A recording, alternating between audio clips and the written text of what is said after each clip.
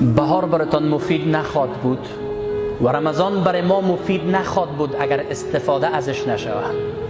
از این رمضان اگر استفاده درست صورت بگیره، انسان به بهار معنویت و به بهار تقوا داخل میشه. مثل که در بهار گلها شکوفه میکنه، رمضان تقوا را شکوفه میکنه، خدا در سیر شکوفه میکنه.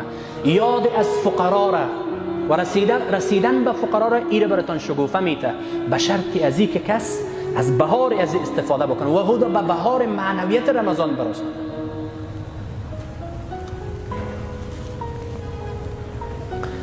از او خاطر پیامبر گرامی اسلام صلی الله علیه و آله به اینها یادآوری میکنه که قد جاءکم رمضان شهر مبارک. رمضان بالایتون آمد، ماه با برکته. یعنی شما در حال در رمضان داخل میشن که با صحت و در عافیت هستید.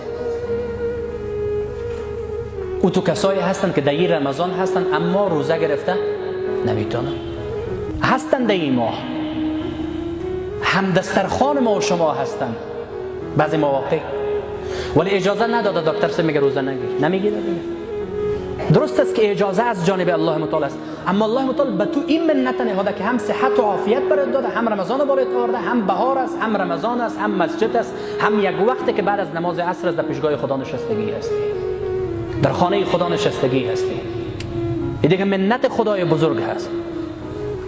انسانای عاقل و فهمیده و زیرک این موسم ها را خوب درک میکنن، خوب میفهمن و خوب آمادگی برش میگیرن، خوب برنامه ریزی میکنن برش، یک تقسیم اوقات منظم مشخص برش میسازن.